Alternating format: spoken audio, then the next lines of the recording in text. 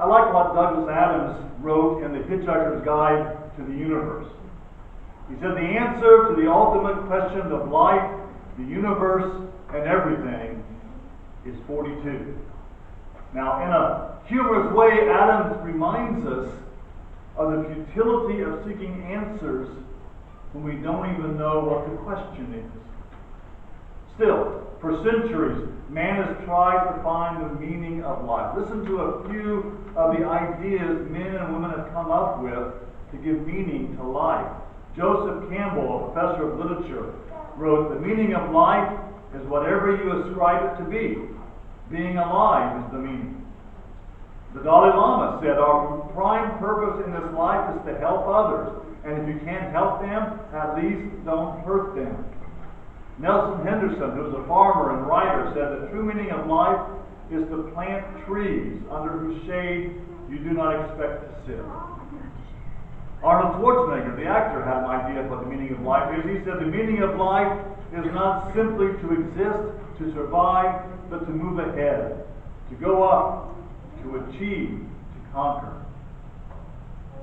Jim Henson said life is meant to be fun, joyous, and fulfilling. May each of yours be that. Eliza Farnham, a 19th century author, said the ultimate aim of the human mind and all its efforts is to become acquainted with truth. And Pablo Pascal, the musician, said, I feel the capacity to care is the thing which gives life its deepest significance. And Mahatma Gandhi said, every moment of your life is infinitely creative and the universe is endlessly bountiful. Just put forth a clear enough request and everything your heart desires must come to you. Now, all those are nice sentiments. And they're very nice, especially from a humanistic viewpoint. They're good platitudes to live by. But is there anything more? Is the right question being answered? Or is the meaning only to make you feel good? The book of Ecclesiastes answers the question, what is the meaning of life? And Ecclesiastes answers that question in a very different way.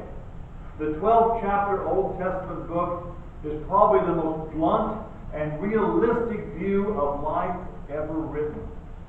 Robert Richter wrote, Solomon writes about topics with a kind of brutal honesty and unsentimental clarity that even today few would dare to express in a religious book. His observations are really the conclusions that life forces upon us if we have the stomach for the truth. Repeatedly throughout the book, Solomon paints a very depressing picture of three things that are true in every life. No matter who you are, no matter where you live, no matter what you have, these three things are always true. Death, evil, and chance. You see, no matter how good you are, you will die. No matter how hard you work, evil may still overcome you and destroy what you build up. No matter how important you may be, you are still subject to the whims of chance. No matter how much we like to think the good guys will win, the reality of this world teaches that often evil, corrupt, and godless people will succeed while the righteous suffer. Ecclesiastes chapter 9 verse 11 says, the race is not to the swift or the battle to the strong, nor does food come to the wise, or wealth to the brilliant, or favor to the learned, but time and chance happens to them all. Now, these are not the kind of thoughts you normally hear from the pulpit on Sunday morning. Maybe that's why you seldom hear a sermon series from Ecclesiastes. Ecclesiastes, however, has always been my favorite book of the Bible. Not because it's so depressing, but because it's so real. When you read this book, it's almost as if Solomon wrote it last week. Solomon gives us the true meaning of life, and not some watered-down, mystical, subjective, pious, pie-in-the-sky dribble, but in a straightforward, clear, and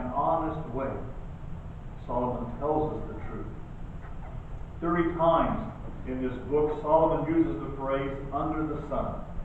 By that he means life in this world, under the sun. How do we live in this world? How do we live under the sun? What philosophy do we follow? What do we work for? What are we striving for? All the things we usually consider important: work, success, entertainment, fun, even our religious activities. Solomon says the same thing about them. He says they are meaningless. There's only one thing that makes life worthwhile, that makes life meaningful. There's only one thing that makes sense in a senseless world. However, before Solomon gets to his conclusion, he wants to clarify our thinking. So, very bluntly, the writer of his book shows us everything under the sun is meaningless, a waste of time, worthless. He tells us to enjoy life if you can, but remember, it will not last forever. So I see four things in Ecclesiastes chapter 1 that remind us of what the true meaning of life is all about. First thing we see is the meaning of work. The meaning of work. We all have to work, right? We all have to do something. We all have to have an income. We have to do something with ourselves. Listen to Ecclesiastes chapter 1, verses 1 through 4. The words of the teacher, son of David, king in Jerusalem. Meaningless, meaningless, says the teacher. Utterly meaningless. Everything is meaningless. What does man gain from all the labor at which he toils under the sun? Generations come and generations go, but the earth remains forever. Now the word meaningless here means vapor or breath. In other words, something that's fleeting or unimportant, because you can't hold on to air, right?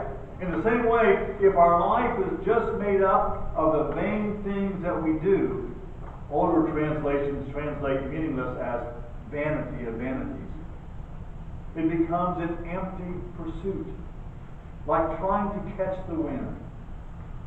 Today we are here and alive, but tomorrow we are dead and gone.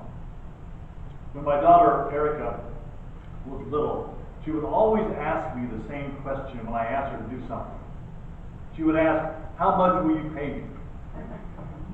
You know, we ask the same question at our jobs too, don't we? If you want me to work 8 to 10 hours a day, what will I get out of it? If you want me to move my family to a new city or take on more responsibility or give up my evenings and weekends, what benefits do I gain?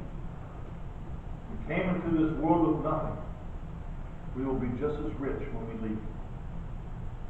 If that's true, then why are we so engaged in this feverish activity to acquire so many things? Jesus asked, what good is it for a man to gain the whole world, yet forfeit his soul? Years ago, when my girls were in high school marching band, a bunch of us parents worked at Kings Island in Cincinnati for a day as a fundraiser. The deal was that the amusement park would give what we would normally be paid if we worked there to the band boosters. The minimum wage at the time was $4.25. And let me tell you, that was the hardest $34 I ever earned. It was 8 long hours of back-breaking manual labor picking up other people's trash. Not only was I exhausted and glad to leave at the end of the day, but I would not do that again even if they tripled the salary and gave me the money myself. But in spite of my disdain for that job, I met a few older adults who were being paid by the park, and they loved their work. All day long, they would come up to me and ask, "Isn't this a great job? Don't you love it?" Well, honestly, no. I did not love that job. But maybe that was because my attitude was wrong. Maybe to make our work have meaning, we need a different attitude. 1 Corinthians chapter 10, verse 31 says, "Whatever you do, do it all for the glory of God." Whether you have a dirty job or a dream career, doesn't matter. It's meaningless anyway. chasing after the wind, because someday you won't have that job. So what's the point of making that commute every day? Why do we strive to advance our career or get a better job? Is it to get a gold watch after 50 years or have a monument erected in your name? What's the point? Remember Tennessee Ernie Ford? He's saying, you owed 16 tons, and what do you get? Another day older and deeper in debt. Now, we all know it's important to provide for ourselves and for our families. For most of us, that's motivation enough to get up every day. But Paul puts a different twist on the meaning of work. He wrote in Ephesians chapter 4, verse 28, they must work doing something useful with their hands, that they may have something to share with those in need. That's a different attitude altogether, isn't it? The purpose of earning money is to give it away. That's contrary to any financial advisor you'll ever meet, right? It's different. It only has meaning, though, when we do it for God. Not just giving it away, but we're sharing with those in Jesus' name. My friend Sean was a great salesman. He told me one day why he liked making a lot of money. It wasn't just for nice things, although he had a lot of nice things. He worked hard so he could spend more on the kingdom. When we work with the idea of helping others, it gives work meaning beyond ourselves. How can you use what you have to help someone this week? Next, we see the meaning of why. The meaning of why. Ecclesiastes chapter 1, verses 5 to 8. Also the sun rises and the sun sets, and hastening to its place it rises there again. Blowing toward the south and turned toward the north, the wind continues swirling along, and on its circular courses the wind returns. All the rivers flow into the sea, yet the sea is not full. To the place where the rivers flow, there they flow again. All things are wearisome. Man is not able to tell it. The eye is not satisfied with seeing, nor is the ear filled with hearing. You know, our hearts can break on a sunny day. And we can be happy when it rains. A person who is unhappy living in the snow will still be unhappy on a tropical beach. Regardless of our circumstances, this world goes on. Nature has been going its way for a long time and will continue to do so long after we are gone. As science explores and learns about the vastness of our universe, we begin to realize how insignificant we are, because we are not the center. We are barely even noticeable at all in the vast scheme of things. Now that can be very depressing. We might ask, then what's the point? Well, under the sun, in this world alone, all the things we do are meaningless and insignificant. There is no reason why. I knew that when I got my driver's license, I would be happy. But after a few weeks, it was no longer a big deal. I knew that once I got out of college, I would be happy. But I soon missed the excitement of academic life. I knew if I lived in a certain community, I would be happy. But the grass is always greener. I knew that when I had a family, I would be happy. But the thrill soon gave way to reality and responsibility. Now, all those things are good. All those things are the natural progression of life under the sun, yet they're never enough to satisfy us. At the end of the day, we must still ask, why? Our eyes never see enough, and our ears never hear enough to be satisfied. During my senior year in college, Dr. Goebel asked a question in the psychology class I was taking. He asked, how long do you want to live? My first response was, well, long enough to see my grandchildren. Then I added, and to see their children. And after further reflection, I continued, and maybe to see my great-great-grandchildren too. We can never be satisfied under the sun. We will always ask why. We will never have enough. We will always want more. The answer to the meaning of why is actually hardwired into us as humans. Psalm 42:1 says, "As the deer pants for streams of water, so my soul pants for you, O God." We just sang that chorus this morning, didn't we? You see, Psalm 113 verse 3 actually tells us why we are here, if we really want to know. It is to proclaim the rising of the sun to the place where it says, "The name of the Lord is to be praised." Why are we here? We are here to praise the name of the Lord. Next, we see the meaning of what went on before.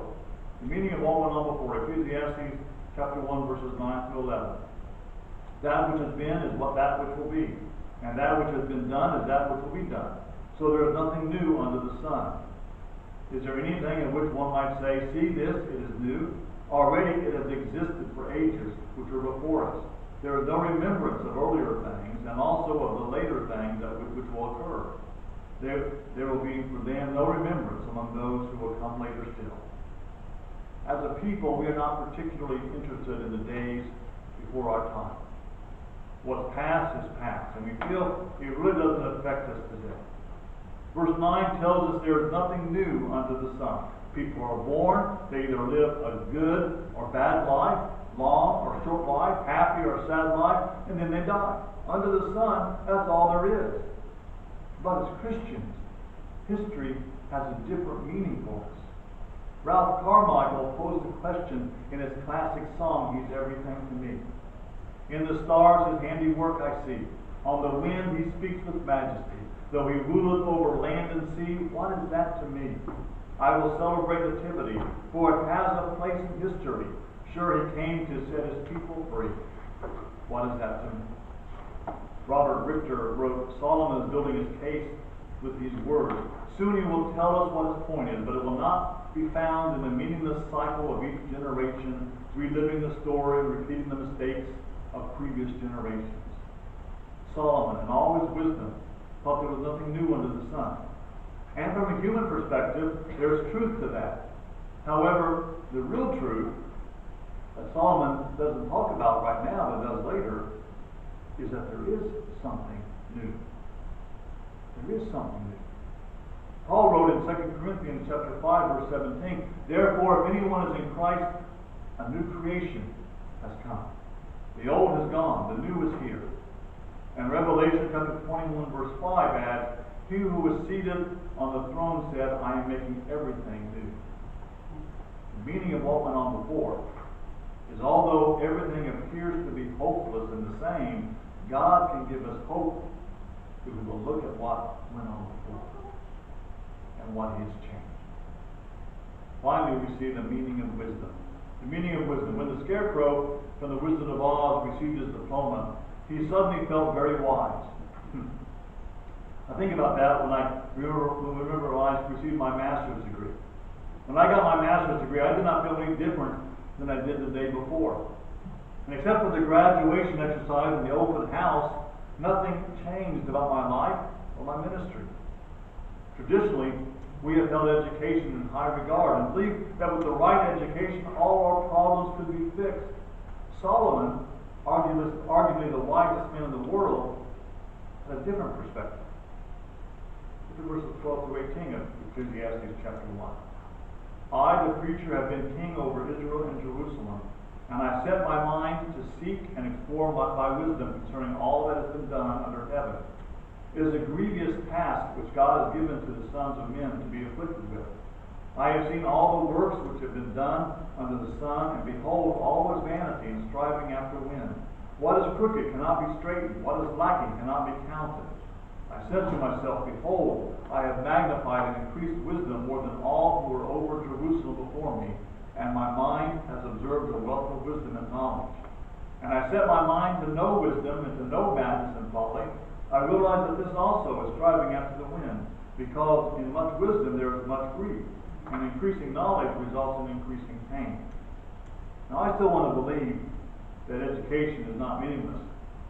But what good was all the study and work I did? It did not affect my relationships. It did not give me more years to live. It did not even give me a raise at the church I was serving. Does that mean ignorance is bliss? Or should we all drop out now? No, there's some value in learning, but knowledge for the sake of knowledge means nothing. Knowledge opens our eyes to the pain and suffering in this world, and it can lead to grief because there is so little we can do, and under the sun it seems hopeless. Solomon paints a pretty grim picture. What is the meaning of life if everything under the sun is meaningless? I'm going to cheat here in my sermon because Solomon does give us an answer to the meaningless nature of life under the sun. However, he holds off telling us what that is until chapter 12. So kind of like reading the last page of a murder mystery first. I'm going to spoil the ending right now. Ecclesiastes chapter 12, verse 13. Now all has been heard. Here is the conclusion of the matter. Fear God and keep His commandments. For this is the duty of all mankind. And that's it. That's the meaning of life. Now, over the next couple of weeks, we're going to explore what that means and how we are to live under the sun. Understand that fear doesn't mean to be afraid here. When he says to fear God, it doesn't mean to be afraid, but to have reverence and respect for God. It means to honor Him in all we do. How will that affect your job, your relationships, and everything about you? That's the meaning of life. Life is what happens, you see, when we get busy doing other things. And if that is true, then what are we focused on? What's the most important thing? Let's pray.